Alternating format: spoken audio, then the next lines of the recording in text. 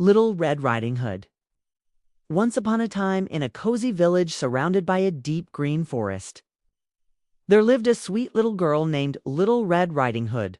She was called that because of the bright red hooded cloak her grandmother had sewn just for her.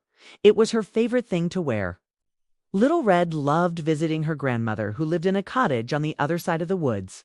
One sunny morning, her mother packed a small basket with warm muffins, a jar of golden honey, and some herbal tea. "Take this to Grandma and stay on the path," her mother said. "And remember, never talk to strangers." "I promise, Mama," Little Red said cheerfully and skipped off into the forest, her red cloak fluttering behind her like a flag. As she followed the winding trail, the birds chirped overhead and butterflies danced beside her. But hidden behind a tree, a sneaky gray wolf watched with sharp eyes. The wolf stepped out and smiled in a friendly way. "Good morning, little one. Where are you going with that lovely basket?" "To visit my grandmother," Little Red replied politely. "She's not feeling well, so I'm bringing her some treats." "Ah," said the wolf, pretending to care. "What a kind girl you are. Wouldn't some fresh flowers make her feel even better?" "There's a meadow just over there." Little Red looked and saw a sunny patch full of colorful wildflowers. "That's a great idea," she said, and walked over to pick a few. While she gathered flowers, the wolf dashed off to Grandma's cottage, his paws barely making a sound. When he arrived, he knocked on the door.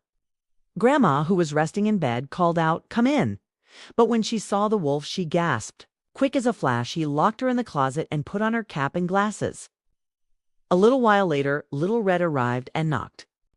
"Grandma, it's me," she called. "I brought you muffins and honey. Come in, my dear," the wolf said in a high, squeaky voice. Little Red stepped inside but paused. Something felt strange. "Grandma, what big eyes you have," she said slowly. "The better to see you with, my dear," the wolf replied. "And what big ears you have?" "The better to hear you with." "And what big teeth you have," Little Red said, taking a step back. "The better to eat you with," the wolf growled, leaping out of bed. Just as he jumped toward her, the door burst open. A brave woodsman had been passing by and heard the strange voices. With a loud shout, he rushed in and scared the wolf away with his axe. The woodsman opened the closet and helped Grandma out. She gave Little Red a big, relieved hug.